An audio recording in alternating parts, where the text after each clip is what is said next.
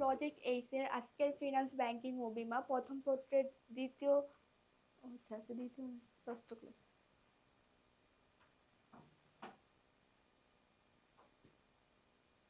Hello everyone, project H এর আজকে finance banking ও বীমা প্রথম পত্রের চ্যাপ্টার 2 অর্থাৎ আর্থিক বাজারের আইনগত দিকসমূহ এই চ্যাপ্টারের আজকে হলো 3 নাম্বার ক্লাস। তো গত ক্লাসগুলোতে মূলত আমরা হলো আর্থিক বাজারের শ্রেণী বিভাগ, তারপর হলো আর্থিক বাজারের শ্রেণী বিভাগ বা প্রকারভেদ, তো এগুলো নিয়ে বিস্তারিতভাবে আলোচনা করেছিলাম। তো আজকের ক্লাসে মূলত আমরা হলো আর্থিক বাজারের হলো বিভিন্ন নিয়ন্ত্রণকারী সংস্থা এবং হলো বিভিন্ন আইন, এইগুলা নিয়ে হলো আজকে আমরা বিস্তারিতভাবে আলোচনা করব। তো ক্লাসটি হলো আমি শুরু করে দিচ্ছি। তো আর্থিক বাজারের নিয়ন্ত্রক সংস্থা, এখান থেকে কিন্তু তোমাদের অনেক সময় কি সিকিউ প্লাস এমসিকিউ তো আসে, সিকিউ তো এখান থেকে কি কোশ্চেন আসে। তো আর্থিক বাজারের নিয়ন্ত্রক সংস্থা এটা বলতে আসলে কি বোঝায়? তো যে সকল প্রতিষ্ঠান বা সংস্থা সমূহ আর্থিক বাজারে কার্যক্রম নিয়ন্ত্রণ করে সেই সকল সংস্থাগুলি আসলে নিয়ন্ত্রক সংস্থা। অর্থাৎ আর্থিক বাজারে আসলে কি হয়, আর্থিক বাজারে হলো এক পক্ষ হলো অর্থ সংগ্রহ করতেছে, আরেক পক্ষ হলো অর্থ বিনিয়োগ করতেছে। অর্থাৎ এখানে হচ্ছে যার হলো অর্থ সংগ্রহ করার দরকার সে হলো বিভিন্ন ধরনের সিকিউরিটিজ ইস্যু করছে, আর হলো যে অর্থ বিনিয়োগ করতে যাচ্ছে ও হলো ওই সিকিউরিটিজ গুলা কি করছে, ক্রয় করে নিচ্ছে। তাহলে এক্ষেত্রে যে বিভিন্ন ধরনের সিকিউরিটিজ ক্রয় বিক্রয় বিভিন্ন ধরনের লেনদেন হচ্ছে, তো এগুলা কি অবশ্যই কি নিয়ন্ত্রণ করার জন্য অবশ্যই কি একজন নিয়ন্ত্রণকারী সংস্থার দরকার। তো এটাকে বলা হচ্ছে যে হলো যে সকল প্রতিষ্ঠান মূলত এই বা সংস্থা সমূহ আর্থিক বাজারে এইসব কার্যক্রম অর্থাৎ সিকিউরিটিজ ক্রয় বিক্রয় এই কাজগুলো নিয়ন্ত্রণ করে সেই সকল সংস্থাগুলোই আসলে কি নিয়ন্ত্রক সংস্থা। তো এই যে নিয়ন্ত্রক সংস্থা, এখানে মূলত নিয়ন্ত্রক সংস্থা টোটাল চার ধরনের নিয়ন্ত্রক সংস্থা আছে। একটা হলো বাংলাদেশ ব্যাংক, তারপর হলো Bangladesh securities and exchange commission, তারপর হলো বীমা উন্নয়ন এবং নিয়ন্ত্রণ কর্তৃপক্ষ, তারপর হলো ক্ষুদ্র ঋণ কর্তৃপক্ষ। তো তারা মূলত কি আর্থিক বাজারের নিয়ন্ত্রণকারী সংস্থা। তো ফার্স্টে আসি হলো বাংলাদেশ ব্যাংক। তো বাংলাদেশ ব্যাংক হলো বাংলাদেশের কেন্দ্রীয় ব্যাংক। তো এটা আসলে 1972 সালে বাংলাদেশ ব্যাংক আদেশ 1972-এর 127 নম্বর আদেশ বলে বাংলাদেশের কেন্দ্রীয় ব্যাংক বাংলাদেশ ব্যাংক প্রতিষ্ঠিত হয়, যাকে 1971 সালে 16 ডিসেম্বর থেকে আসলে কার্যকর ধরে নেওয়া হয়। তো এখানে একটা কোশ্চেন আসতে পারে যে হলো বাংলাদেশ ব্যাংক আসলে কার্যকর হয়েছে কত সালে? তো এটা হবে উত্তর হবে 1971 সালে 16 ডিসেম্বর থেকে মূলত কি এটা কার্যকর হয়েছে। তো এটা মূলত আসলে বাংলাদেশ ব্যাংক আদেশ 1972 এর অধ্যাদেশ অনুযায়ী কি পরিচালিত হয়। তো এই ক্ষেত্রে যদি বলা হয় প্রতিষ্ঠিত হয়েছে কবে, তার মানে এটা হবে 1972 সালে, বা যদি হয় কার্যকর কত সাল থেকে, এটা হবে 1971 সালে 16 ডিসেম্বর থেকে। তো বাংলাদেশ ব্যাংকের হলো বর্তমান গভর্নর হলো এখন 13তম governor doctor Ahsan H Mansur. তো প্রতিটা দেশেই হলো কি করতেছে, কেন্দ্রীয় ব্যাংক সরকারের পক্ষে মুদ্রানীতি প্রণয়ন করে এবং অর্থনৈতিক উন্নয়নে সহায়ক মুদ্রা ব্যবস্থার প্রচলন করে থাকে। অর্থাৎ একটা দেশে কেন্দ্রীয় ব্যাংক মুদ্রার প্রচলন করা, তারপর বিভিন্ন ধরনের মুদ্রা নীতি প্রণয়ন করা, তো এগুলো আসলে এই সমস্ত কাজ করে থাকে।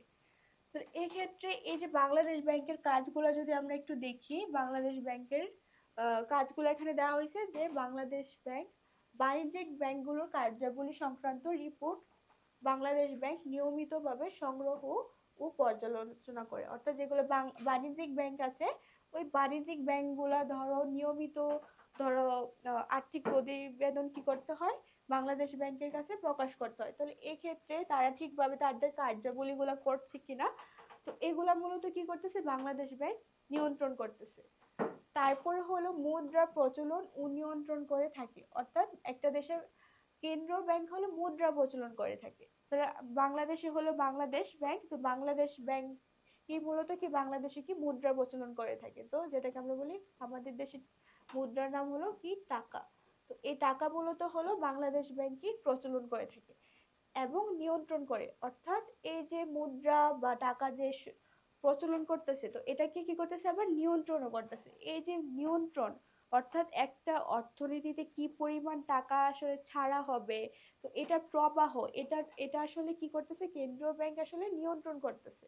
তো এই ক্ষেত্রে যে নিয়ন্ত্রণ করতেছে, এই নিয়ন্ত্রণের জন্য আসলে বাংলাদেশ ব্যাংক বিভিন্ন ধরনের মুদ্রা নীতি প্রণয়ন করে থাকে। যেমন হলো ধরো ব্যাংক হার নীতি, তারপর হলো খোলা বাজার নীতি, তারপর হলো জমার হার পরিবর্তন নীতি, তারপর বাণিজ্যিক ব্যাংকের আমানত ও ঋণ নিয়ন্ত্রণ প্রভৃতি এখানে উল্লেখযোগ্য।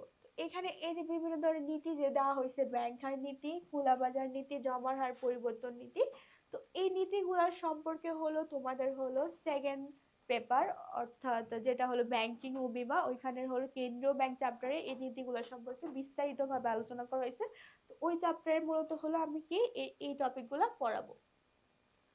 তারপর আসি হলো বৈদেশিক মুদ্রা বিনিময় নিয়ন্ত্রণ করে থাকে। অর্থাৎ বৈদেশিক মুদ্রা বিনিময় বলতে আসলে কি বোঝানো হয়েছে, অর্থাৎ এক দেশ থেকে যে অন্য দেশের এক দেশের মুদ্রা অন্য দেশের মুদ্রায় যে রূপান্তর বা রূপান্তর করা হচ্ছে, অর্থাৎ এটাকে আমরা বলতেছি আসলে বৈদেশিক মুদ্রা বিনিময়। তো এই যে বৈদেশিক মুদ্রা বিনিময়, এটা মূলত কি বাংলাদেশ ব্যাংকের মাধ্যমে কি হচ্ছে।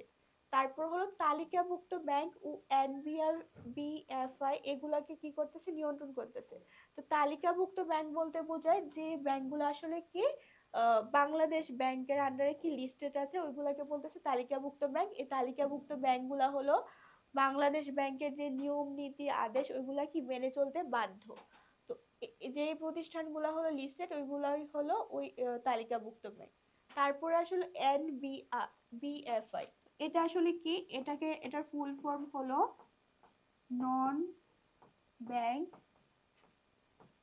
Financial institution. এটাই মূলত কি NBFI, অর্থাৎ এগুলা মূলত কি অব্যাংক, মানে এগুলা কোনো ব্যাংক না, কিন্তু এগুলা কি আর্থিক প্রতিষ্ঠান। তো এইগুলাকে কেন ব্যাংক বলা হচ্ছে না, এটার কারণ হলো ব্যাংক আসলে কি করে, ব্যাংক হলো জনগণ থেকে হলো বিভিন্ন স্বল্প মেয়াদি দীর্ঘমেয়াদী কি করতে পারে, অর্থ সংগ্রহ করতে পারে, আমানত নিতে পারে, তারপর হলো চেক ইস্যু করতে পারে। কিন্তু যেগুলা হলো নন ব্যাংক ফাইন্যান্সিয়াল ইনস্টিটিউশন, এগুলা মূলত জনগণ থেকে হলো চলতি আমানত বা এটাকে বলতে পারি স্বল্প মেয়াদি আমানত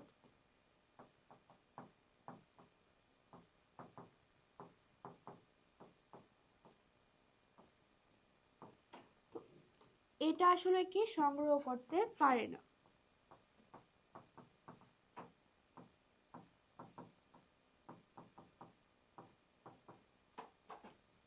অর্থাৎ যেগুলা হলো নন ব্যাংক ফাইন্যান্সিয়াল ইনস্টিটিউশন, এই ইনস্টিটিউশনগুলা হলো জনগণ থেকে চলতি আমানত বা স্বল্প মেয়াদি আমানত সংগ্রহ করতে পারবে না।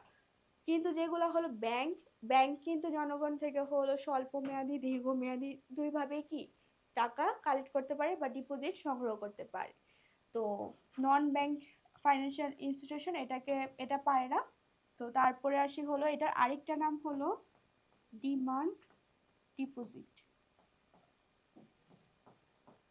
ডিমান্ড ডিপোজিট বলতে বোঝানো হয়েছে চাহিদা মাত্র পরিশোধযোগ্য। এক্ষেত্রে চাহিদা মাত্র পরিশোধযোগ্য এরকম ধরনের আমানত কি করতে পারে না, নন ব্যাংক ফাইন্যান্সিয়াল ইনস্টিটিউশন সংগ্রহ করতে পারে না। আরেকটা হলো এই যে নন ব্যাংক ফাইন্যান্সিয়াল ইনস্টিটিউশন, এটা কিন্তু আবার চেকও ইস্যু করতে পারে না। আমরা জানি যে ব্যাংক কিন্তু চেক ইস্যু করতে পারে, কিন্তু যেগুলো NBFI এগুলো কিন্তু এটা পারে না। এগুলাই হলো মেইনলি হলো নন ব্যাংক আর ব্যাংক। তো এটার মধ্যে পার্থক্য এখানে হলো নন ব্যাংক ফাইন্যান্সিয়াল ইনস্টিটিউশন, এটা যদি কয়েকটা এক্সাম্পল দেয়, যেমন বিভিন্ন ধরনের লিজিং কোম্পানি, তারপরে হলো বিনিয়োগ কোম্পানি,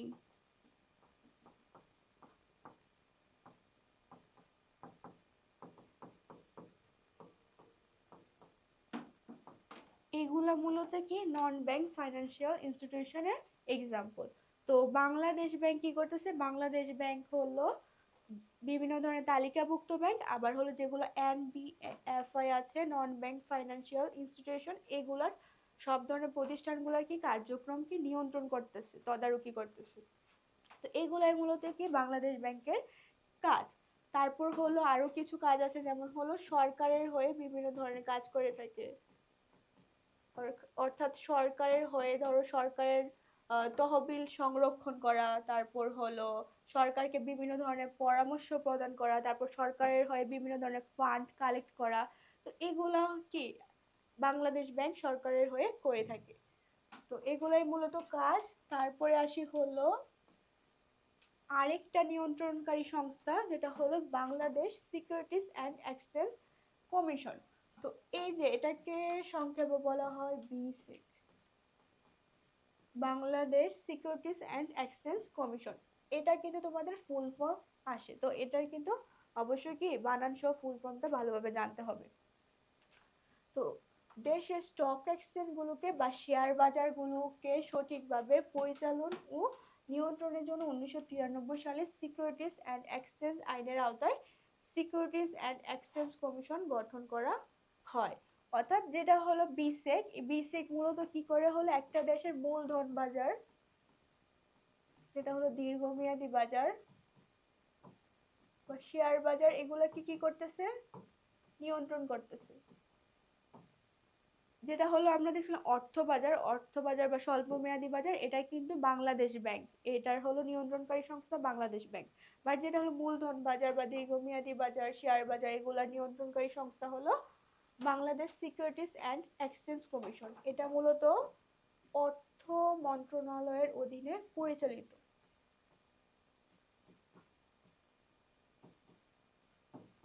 এই নিয়ন্ত্রণকারী সংস্থাটা আসলে কি করতেছে, এই নিয়ন্ত্রণকারী সংস্থাটা আসলে বাংলাদেশের যে শেয়ার বাজার, Dhaka stock exchange, Chittagong stock exchange, এই শেয়ার বাজারগুলো আসলে কি করতেছে নিয়ন্ত্রণ করতেছে, তারা ঠিকভাবে কাজ করতেছে কি না। তো এরকম, তো এই ক্ষেত্রে এই যে Bangladesh securities and exchange commission, এটা মূলত কি সিকিউরিটিজ অ্যান্ড এক্সচেঞ্জ কমিশন নামে হলো আগে কি গঠিত হয়েছিল। পরে হলো 2012 সালে এই প্রতিষ্ঠানের নাম পরিবর্তন করা হয়, তারপরে হলো এটা রাখা হয়েছে Bangladesh securities and exchange commission অর্থাৎ বিসিক। আগের নাম ছিল এটার হলো শুধু সিকিউরিটিজ অ্যান্ড এক্সচেঞ্জ কমিশন।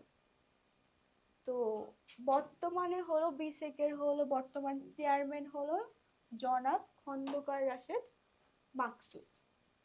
এগুলাই হলো ইম্পর্টেন্ট পয়েন্ট এটা সম্পর্কে। এখন আসি হলো বিসেকের কাজ। তো একটা শেয়ার বাজারে হলো নিয়ন্ত্রণকারী সংস্থা বলতেছে আমরা বিসেককে, তো এটা আসলে কি কি কাজ করে থাকে। তাহলে সেক্ষেত্রে ফার্স্টে বলা হয়েছে যে ঢাকা স্টক এক্সচেঞ্জ ও চট্টগ্রাম স্টক এক্সচেঞ্জের সামগ্রিক কার্যক্রমকে নিয়ন্ত্রণ করে থাকে। তো আমরা জানি এই দুইটা কি মাধ্যমিক শেয়ার বাজার, তো এই শেয়ার বাজারগুলোর কি কার্যক্রম নিয়ন্ত্রণ করে। তারপর হলো শেয়ার বাজারের সাথে সম্পৃক্ত বিভিন্ন ব্যক্তি ও প্রতিষ্ঠানের কার্যক্রম নিয়ন্ত্রণ করে। তো আমরা জানি শেয়ার বাজারের সাথে কি বিভিন্ন ধরনের ব্যক্তি প্রতিষ্ঠান জড়িত থাকে, যেমন হলো এই যে ব্রোকার, তারপর দালাল, ব্রোকার আর দালাল হলো একই, ব্রোকার বা দালাল, তারপর হলো ডিলার, তারপরে হলো বিনিয়োগকারী কোম্পানি, বিনিয়োগকারী ব্যাংক বা কোম্পানি, তারপর হলো মার্চেন্ট ব্যাংক, অবলেখক,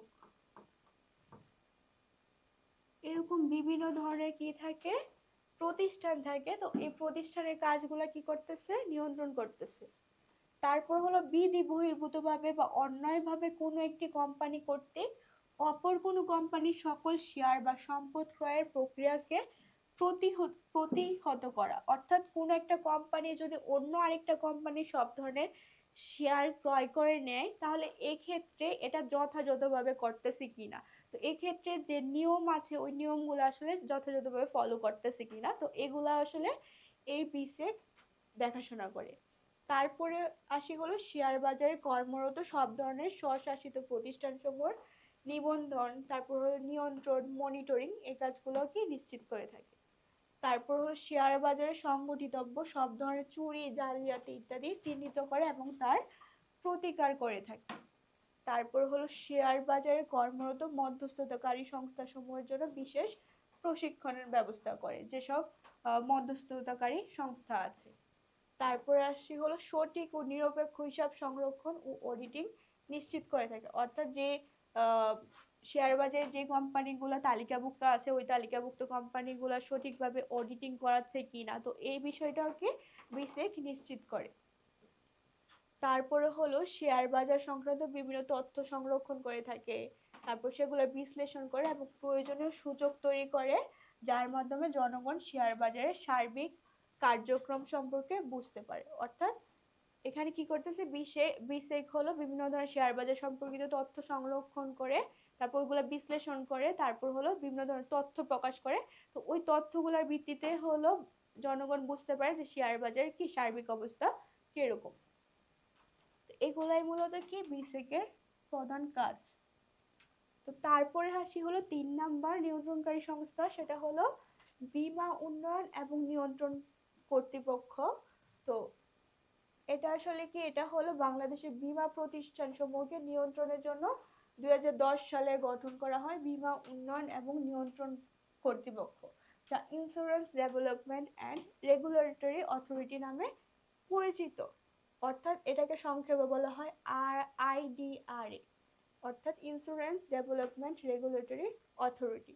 এটা কি করে, এই নিয়ন্ত্রক সংস্থাটা আসলে কি করে, এই নিয়ন্ত্রক সংস্থাটা হলো বাংলাদেশের যে বিভিন্ন বীমা কোম্পানি আছে ওই সকল বীমা কোম্পানিগুলোকে নিয়ন্ত্রণ করে থাকে।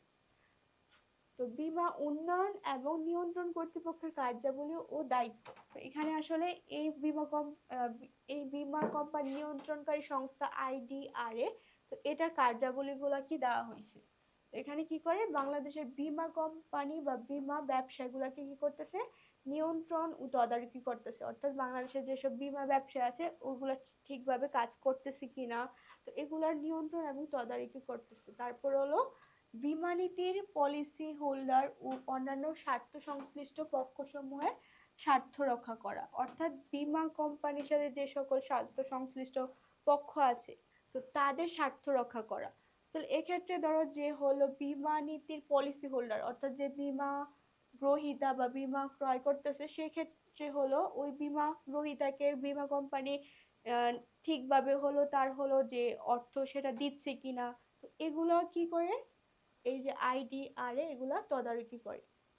তারপর হলো বীমা খাতের সার্বিক উন্নয়নে সহায়তা করে। তারপর বীমা কোম্পানির অনিয়মের শাস্তিমূলক ব্যবস্থা নেয়, যদি কোনো অনিয়ম করে সেক্ষেত্রে কি ওই বীমা কোম্পানিগুলোকে হলো IDRA শাস্তি দেয়। তারপর হলো বীমা উন্নয়ন ও নিয়ন্ত্রণ কর্তৃপক্ষ বাংলাদেশে বীমা শিল্পের উন্নয়নে উৎসাহ প্রদান করে, অর্থাৎ যাদের নতুন নতুন কি আরো বীমা কোম্পানি প্রতিষ্ঠিত হয় তো এটার বিষয়ে কি করতেছে, উৎসাহিত করতেছে। তারপর হলো এই শিল্পের উন্নয়নের সাথে সম্পৃক্ত সকল বিষয়ে সরকারকে পরামর্শ প্রদান করতেছে।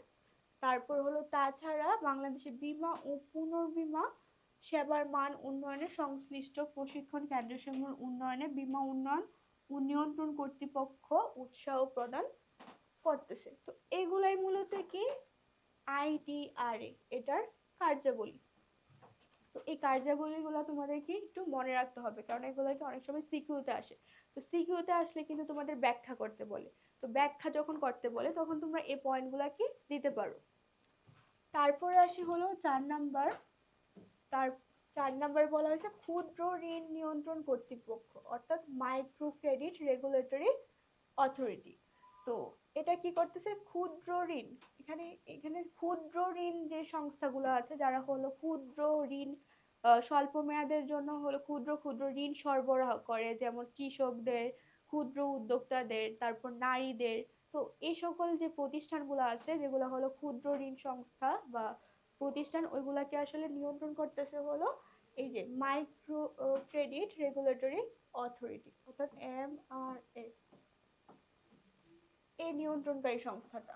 তো এখানে বলা হয়েছে ক্ষুদ্র ঋণ বলতে আসলে কি বোঝায়, ক্ষুদ্র ঋণ বলতে আসলে প্রতিষ্ঠান কর্তৃক দারিদ্র বিমোচন, কর্মসংস্থানের সৃষ্টি এবং ক্ষুদ্র উদ্যোক্তাদের সহায়তা প্রদানের লক্ষ্যে প্রদত্ত স্বল্প মেয়াদী ঋণ সুবিধাকে আমরা কি বলবো, ক্ষুদ্র ঋণ। তো বাংলাদেশ ক্ষুদ্র ঋণ কার্যক্রম পরিচালনাকারী ক্ষুদ্র ঋণ প্রতিষ্ঠানের কার্যক্রম স্বচ্ছতা ও জবাবদিহিতা নিশ্চিত করে এবং ক্ষুদ্র ঋণ কার্যক্রমের দক্ষ নিয়ন্ত্রণের উদ্দেশ্যে 2006 সালে আসলে এই প্রতিষ্ঠান অর্থাৎ ক্ষুদ্র ঋণ নিয়ন্ত্রণ কর্তৃপক্ষ এটা আসলে কি হয়েছে, প্রতিষ্ঠিত হয়েছে। অর্থাৎ যে সকল ক্ষুদ্র ঋণ সংস্থাগুলো আছে যারা ক্ষুদ্র ঋণ প্রোভাইড করতেছে, তো তাদের কাজগুলোকে আসলে নিয়ন্ত্রণ ও তদারকি করার জন্যই আসলে এই এমআরএ অর্থাৎ মাইক্রো ক্রেডিট রেগুলেটরি অথরিটি। তাহলে এখানে আসলে এই যে মাইক্রো ক্রেডিট রেগুলেটরি অথরিটি এই প্রতিষ্ঠানের হলো কাজগুলো দেওয়া হয়েছে বা দায়িত্বগুলো দেওয়া হয়েছে। ফার্স্টে হলো ক্ষুদ্র ঋণ প্রতিষ্ঠান এর লাইসেন্স প্রদান, তাদের কার্যাবলী এবং তদারকি করা। অর্থাৎ যেগুলো ক্ষুদ্র ঋণ প্রতিষ্ঠান আছে, যেমন বাংলাদেশে ধরো গ্রামীণ ব্যাংক কি করে, ক্ষুদ্র ঋণ প্রোভাইড করে। তারপরে ধরো ব্র্যাক ব্যাংকের মাইক্রো ফাইন্যান্স, তারপর হলো আশা, তারপর টিএমএসএস। এই যে বিভিন্ন ধরনের বাংলাদেশের ক্ষুদ্র ঋণ প্রতিষ্ঠানগুলো আছে, তো তাদেরকে কি করে এই যে এই নিয়ন্ত্রণকারী সংস্থা কি করতেছে, লাইসেন্স প্রদান করতেছে। তারপর হলো তাদের কার্যাবলীগুলোকে তদারকি করতেছে। তারপরে হলো এমএফআই এর অনিয়মে শাস্তিমূলক ব্যবস্থা গ্রহণ এবং লাইসেন্স বাতিল করা। এমএফআই বলতে বোঝানো হয়েছে যে মাইক্রো ফাইন্যান্স ইনস্টিটিউশন, অর্থাৎ ক্ষুদ্র ঋণ সংস্থা।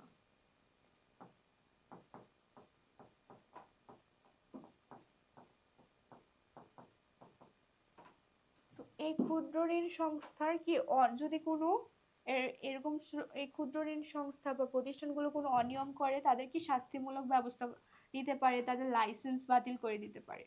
তারপরে আসলে এমএফআই এর সুশাসন ও স্বচ্ছ আর্থিক ব্যবস্থাপনার লক্ষ্যে পলিসি প্রণয়ন করে। তো বিভিন্ন ধরনের এই যে ক্ষুদ্র ঋণ সংস্থাগুলো আছে, এগুলোর উন্নয়নে কি করে, বিভিন্ন ধরনের পলিসি নিয়ম নীতি প্রণয়ন করে থাকে হলো এই এমআরএ। তারপর হলো গবেষণা পরিচালনা ও সরকারকে দারিদ্র্য নিরসনে মাইক্রো ক্রেডিট অর্থাৎ ক্ষুদ্র ঋণ সংশ্লিষ্ট বিষয়ে পলিসিতে সহায়তা করে। তারপর হলো এনজিও এমএফআই। এনজিও হলো নন গভর্নমেন্ট অর্গানাইজেশন, অর্থাৎ যে সকল বেসরকারি ক্ষুদ্র ঋণ সংস্থাগুলো আছে।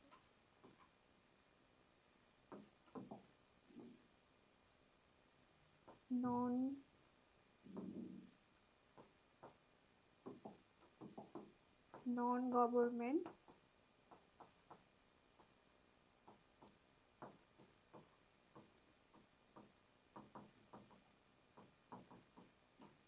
যে সকল আসলে বেসরকারি এমএফআই এগুলো আছে ইনস্টিটিউশনগুলো, এগুলা কি কি করতেছে, প্রশিক্ষণ প্রদান করতেছে।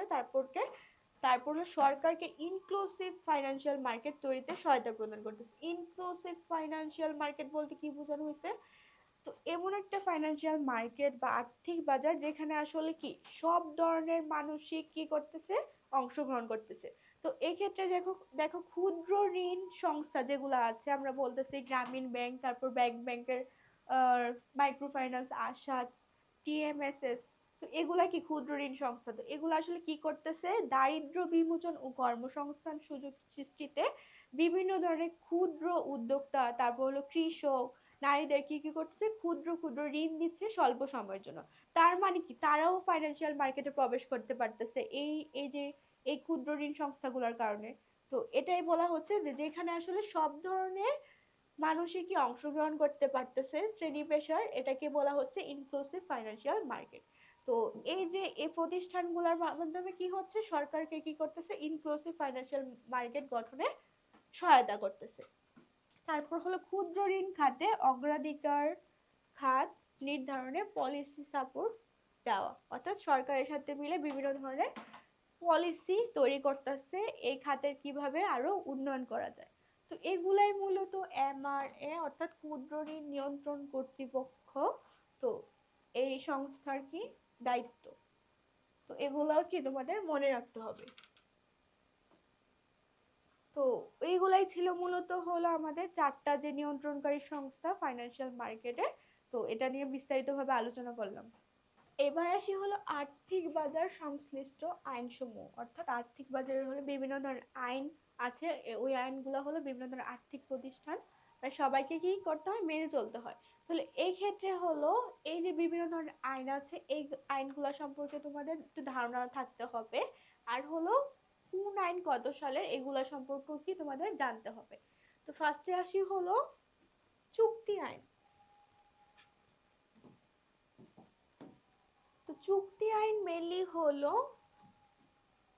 অর্থাৎ কন্ট্রাক্ট ল। এটা মূলত চুক্তির ক্ষেত্রে আসলে এই আইনটা ফলো করা হয়। যেমন হলো কিভাবে চুক্তি করবে, তারপর হলো কোন কোন পক্ষ থাকতে হবে, তারপর হলো চুক্তি ভঙ্গ করলে কি কি শাস্তি হবে, এগুলা সম্পর্কে আসলে বিস্তারিতভাবে হলো এই চুক্তি আইনে আসলে বলা হয়েছে। তারপর আসে হলো হস্তান্তরযোগ্য দলিল আইন, যেটা হলো 1881 সালে। তো হস্তান্তরযোগ্য দলিল এগুলো আসলে কি? হস্তান্তরযোগ্য দলিল বলতে সাধারণত বোঝানো হয়েছে চেক, তারপর হলো বিনিময় বিল, তারপর অঙ্গীকার পত্র,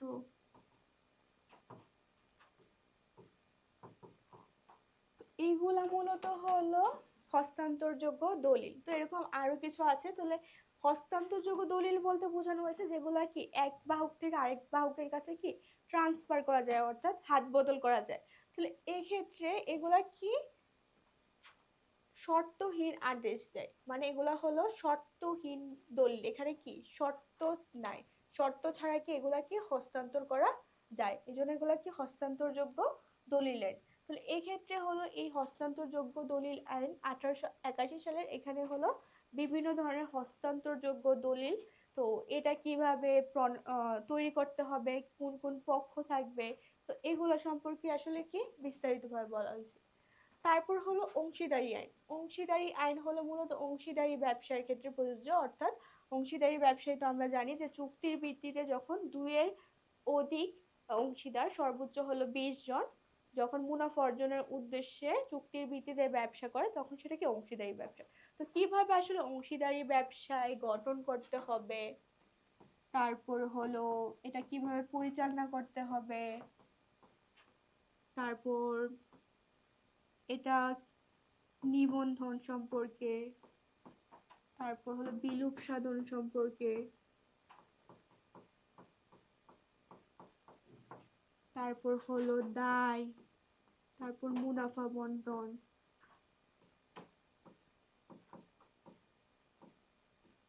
এইগুলো সম্পর্কে আসলে অংশীদারি আইনের 1932-এ বলা হয়েছে কিভাবে আসলে অংশীদারি আইন গঠন করতে হবে, পরিচালনা করতে হবে, নিবন্ধন সম্পর্কে, তারপর বিলুপ সাধন, তারপর দায়, তারপর কিভাবে মুনাফা বন্টন হবে, তো এইগুলো সম্পর্কে। আর কোম্পানি আইন যেটা হলো, এটা হলো যৌথ মূলধনী ব্যবসায়ীর ক্ষেত্রে, অর্থাৎ কোম্পানির ক্ষেত্রে প্রযোজ্য। তাহলে এই ক্ষেত্রে হলো কিভাবে যৌথ মূলধনী কোম্পানি আসলে গঠন করা হবে, পরিচালনা করতে হবে, তো এটার দায়। এরকম এই যৌথ মূলধনী কোম্পানি সম্পর্কে আসলে বিস্তারিতভাবে এই 1994 সালের আইনে বলা হয়েছে। তারপর হলো ব্যাংক কোম্পানি আইন। তো ব্যাংক কোম্পানি আইন মূলত কি 1991 সালে, যেটা হলো শেয়ার সংশোধিত হয়েছে 2023 সালে। তো এক্ষেত্রে এই ব্যাংক কোম্পানি আইনে মূলত কিভাবে একটা ব্যাংক গঠন করতে হয়, ব্যাংক গঠনের জন্য কি পরিমাণ মূলধনের দরকার, কিভাবে পরিচালনা করতে হয়, কি কি নিয়ম নীতি মেনে চলতে হবে, এগুলাই মূলত আসলে ব্যাংক কোম্পানি আইন 1991-তে বলা হয়েছে। তারপর আসলে সিকিউরিটিজ অ্যান্ড এক্সচেঞ্জ অধ্যাদেশ, এটা হলো 1969 সালের। তো এখানে মূলত আসলে শেয়ার বাজার সম্পর্কে বলা হয়েছে, আসলে শেয়ার বাজারের ক্ষেত্রে কিভাবে শেয়ার ক্রয় বিক্রয়, তো এগুলা রিলেটেড এখানে আলোচনা করা হয়েছে। তো তোমাদের হলো জাস্ট হলো এখানে জাস্ট মূলত তোমাদের জাস্ট একটু কনসেপ্টটা থাকতে হবে যে এটা দ্বারা আসলে কি বোঝাচ্ছে, আর হলো এই সবগুলো আইন মুখস্থ রাখতে হবে। তারপর আসি হলো বৈদেশিক বিনিময় নিয়ন্ত্রণ আইন, এটা হলো 1947 সালে। তো বৈদেশিক বিনিময় বলতে কি বোঝায়? বৈদেশিক বিনিময় বলতে মূলত বোঝায় যে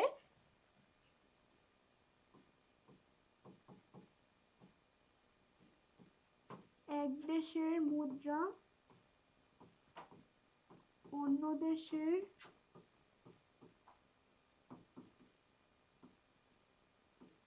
মুদ্রায় রূপান্তর বা বিনিময়কে আসলে বোঝানো হয় বৈদেশিক বিনিময়। তাহলে এই ক্ষেত্রে এই যে মুদ্রা যে বিনিময় হচ্ছে, ধরো হলো এক্ষেত্রে তো অবশ্যই যখন একটা দেশের সাথে কি আরেকটা দেশে যে বাণিজ্য হয়, তাহলে সেক্ষেত্রে অবশ্যই কি ওই দেশের কারেন্সিতে সেটা করতে হবে। যদি হলো বাংলাদেশের একজন ব্যক্তি যদি ধরো আমেরিকা থেকে যদি কোনো পণ্য আমদানি করতে চায়, সেক্ষেত্রে কি সেটা কি আমেরিকাকে ডলারে পে করতে হবে।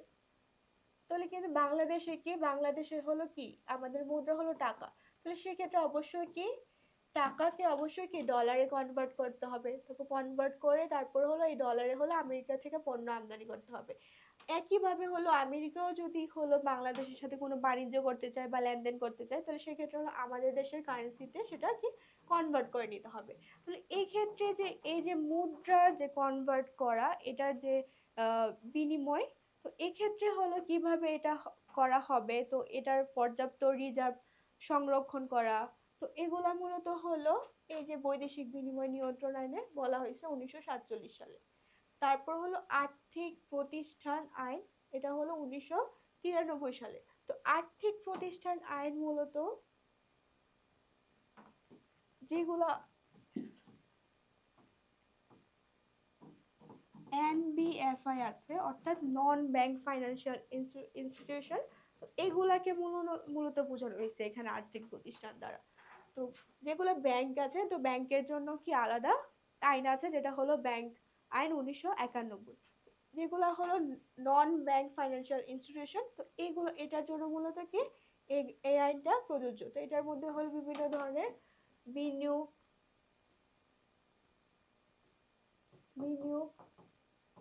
ব্যাংক, তারপর হলো মার্চেন্ট ব্যাংক,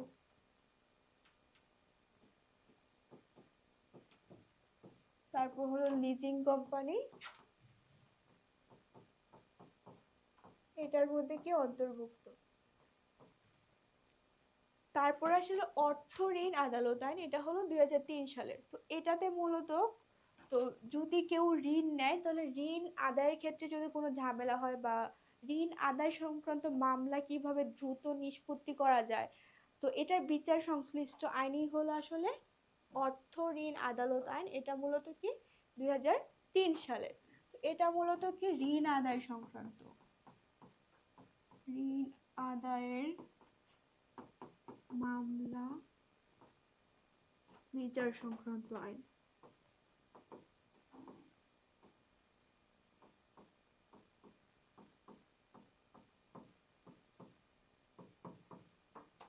তারপর আসে হলো মাইক্রো ক্রেডিট রেগুলেটরি আইন, যেগুলা হলো মাইক্রো ফাইন্যান্স ইনস্টিটিউশন আছে, তো অর্থাৎ ক্ষুদ্র ঋণ সংস্থা, ওই সংস্থাগুলোর জন্য কি এই আইন প্রযোজ্য। ওই সংস্থাগুলোকে কি এই আইনটা মেনে চলতে হবে। এই আইনটা হলো মাইক্রো ক্রেডিট রেগুলেটরি আইন, এটা হলো 2006 সালে। তারপর হলো বীমা আইন, যেটা হলো 2010 সালে, এটা হলো বিভিন্ন বীমা কোম্পানির জন্য প্রযোজ্য।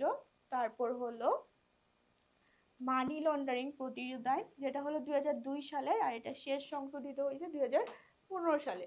তো মানি লন্ডারিং, তো এই জিনিসটা থেকে তোমাদের কিন্তু অনেক সময় কোশ্চেন আসে, অর্থাৎ মানি লন্ডারিং কি, আবার এটা থেকে কি অনেক সময় সিকিউতে কোশ্চেন করে। তো তোমাদের হলো এই মানি লন্ডারিং, এটা সম্পর্কে একটু বিস্তারিতভাবে একটু জানতে হবে। তো এখন হলো আমরা মানি লন্ডারিং নিয়ে আলোচনা করব, এটা আসলে কি। এবার আসি মানি লন্ডারিং। মানি লন্ডারিং বলতে কি বোঝানো হয়েছে, সাধারণত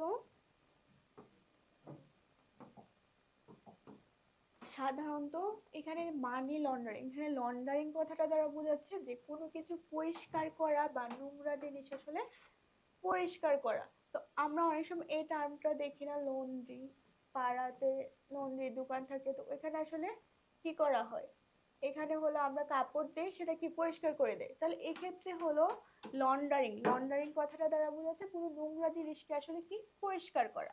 তো এখানে আইনের ভাষায় আসলে মানি লন্ডারিং দ্বারা বোঝানো হচ্ছে যে অবৈধ উপায়ে সম্পত্তি বা অর্থ অর্জন বা বা বৈধ সম্পদ বা অর্থের অবৈধ উপায়ে স্থানান্তর বা উক্ত কাজে সহায়তা করাই আসলে মানি লন্ডারিং। অর্থাৎ যদি এক কথায় বলি, কালো টাকাকে সাদা করা, অর্থাৎ কোনো অবৈধভাবে অর্জিত অর্থ,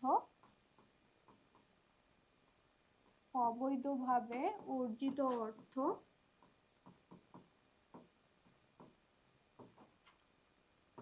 সেটাকে বৈধভাবে রূপ দেওয়া, বৈধ রূপ দেওয়া, এটাই আসলে মানি লন্ডারিং। অনেক সময় কি করে অনেকে যে বিভিন্ন অবৈধ উপায়ে অর্থ অর্জন করে, যেমন হইতে পারে কি চুরি করে, ডাকাতি করে, বা ঘুষ নিয়ে, এভাবে বিভিন্ন অবৈধভাবে বা কোনো বেআইনি ব্যবসা করে এরকম অর্থ উপার্জন করে। তো এই যে বেআইনি পথে, বেআইনি বা অবৈধভাবে যে অর্থটা অর্জন করতেছে সেটাকে আমরা বলতেছি অবৈধভাবে অর্জিত অর্থ। তো এই অবৈধভাবে অর্জিত অর্থটা কি করে বৈধ রূপ দেয়, অর্থাৎ এটাকে এমন ভাবে দেখায়, এটা আসলে দেখা যায় এটা আসলে কি বৈধ, কিন্তু এটা আসলে বৈধ না, কিন্তু এটাকে বৈধভাবে রূপ দেয়। তাহলে এক্ষেত্রে এটা আসলে কিভাবে হয়, মানি লন্ডারিং এর প্রসেসটা আসলে কিভাবে? তো এখানে আসলে এই এই যে মানি লন্ডারিং, এক্ষেত্রে সাধারণত এই প্রক্রিয়াটা সাধারণত তিনটা উপায় হয়ে থাকে। ফার্স্ট হলো প্লেসমেন্ট, তারপর হলো লেয়ারিং, তারপর হলো ইন্টিগ্রেশন। তো এই তিনটা সম্পর্কে আমরা একটু জানতে হবে। তো এই ক্ষেত্রে কোনো কালো টাকা বা অবৈধ অর্থ এটাকে হলো কি করতেছে, ফার্স্টে প্লেসমেন্ট করতেছে। প্লেসমেন্ট দ্বারা আসলে কি বোঝাচ্ছে, অবৈধ উপায়ে অর্জিত অর্থ প্রাথমিকভাবে জমাকরণ, অর্থাৎ কেউ ধরো অবৈধভাবে একটা অর্থ অর্জন করলো, ধরো ঘুষের মাধ্যমে কেউ হলো 10 লাখ টাকা গ্রহণ করলো, তাহলে কি এটা কি অবশ্যই অবৈধভাবে অর্জিত অর্থ, কারণ এটা ঘুষের মাধ্যমে নিছে। তাহলে এই যে অবৈধ অর্থটা ফার্স্টে হলো কোনো একটা দেশের অর্থনীতিতে প্রবেশ করানোটাই হলো প্লেসমেন্ট। ধরো হলো যে ব্যক্তি এই অবৈধ অর্থ, এই 10 লাখ টাকা আহ গ্রহণ করছে, তাহলে এক্ষেত্রে হলো সে কি করতেছে, ফার্স্টে ধরো এটা ধরো কোনো একটা ব্যাংক অ্যাকাউন্টে রাখলো ব্যাংক হিসাবে, বা হইতে পারে যে এই টাকাটা দিয়ে ধরো কোনো একটা স্থায়ী সম্পদ ক্রয় করতে পারে, ধরো জমি ক্রয় করতে পারে, বা গাড়ি ক্রয় করলো, গাড়ি ক্রয় বা শেয়ারে বিনিয়োগ। এই যে যেভাবেই হোক না কেন এটা কি হচ্ছে, এই টাকাটা হলো অর্থনীতিতে কি করতেছে, প্রবেশ করতেছে। যেটা হইতে পারে ব্যাংক হিসাব বা কোনো জমি ক্রয়, গাড়ি ক্রয়, শেয়ার বিনিয়োগ। তো এইভাবে হলো ফার্স্টে হলো টাকাটা একটা দেশে অর্থনীতিতে প্রবেশ করতেছে, অর্থাৎ অবৈধ উপায়ে অর্জিত অর্থ প্রাথমিকভাবে জমাকরণটাকে আমরা বলতেছি কি প্লেসমেন্ট। তারপরে কি লেয়ারিং।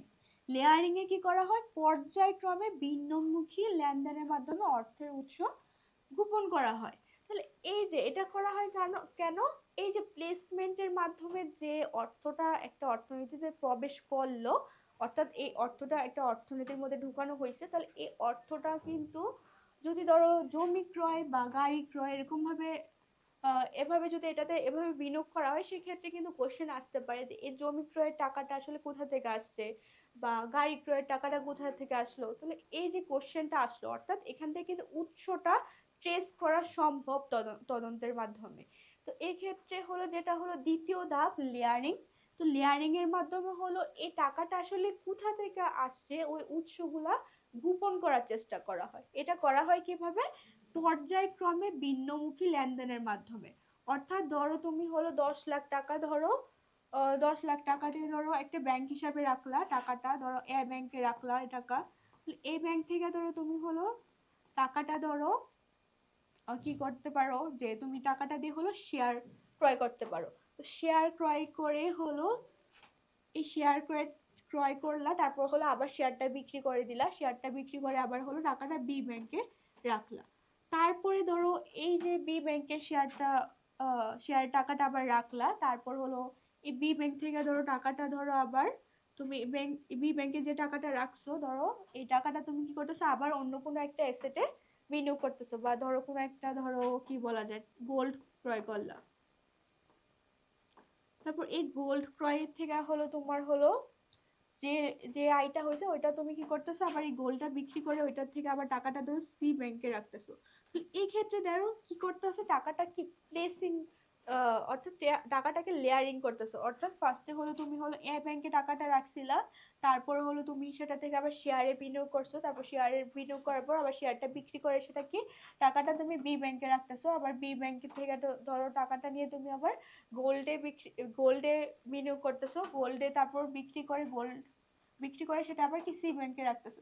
এরকম ভাবে হলো লেয়ারিং করতেছো। এটাকে বলা হয় আসলে পর্যায়ক্রমে ভিন্নমুখী লেনদেনের অর্থ উৎস গোপন করা। তো এখন কিন্তু তদন্তের মাধ্যমে উৎসটা ট্রেস করা একটু কঠিন, যে আসলে কোথা থেকে আসলে টাকাটা আসছে। কেন তুমি হলো এখানে অনেক কিছু হয়েছে, এখানে তুমি হলো ব্যাংকে টাকা আছে, তারপর হলো তুমি হলো এটা শেয়ারে, শেয়ারে কিছু টাকা ইনভেস্ট করছো, তারপর হলো গোল্ডে, তারপর হলো আরেকটা ব্যাংকে কিছু টাকা রাখলা। তাহলে এক্ষেত্রে হলো টাকার উৎসটা আসলে কোথা থেকে এটা একটু ট্রেস করা কি, ট্রেস করা কঠিন। তাহলে এই জন্যই আসলে কি করা হয়, লেয়ারিং, এই কাজটা আসলে করা হচ্ছে। তারপরে আসি হলো ইন্টিগ্রেশন। ইন্টিগ্রেশনের মাধ্যমে কি করছে, অবৈধ উপায়ে অর্জিত সম্পদ বৈধ বা আইনসিদ্ধ করার ব্যবস্থা। অর্থাৎ তুমি যে এই যে লেয়ারিং করেছো বিভিন্ন ব্যাংক অ্যাকাউন্টে, ধরো তোমার টাকা আছে, ওই ব্যাংক অ্যাকাউন্টের টাকাগুলা ধরো তুমি একসাথে করলা, ওই একসাথে করে তোমার যে অ্যামাউন্টে টাকাটা আসবে, ধরো তোমার টোটাল 10 লক্ষ টাকা,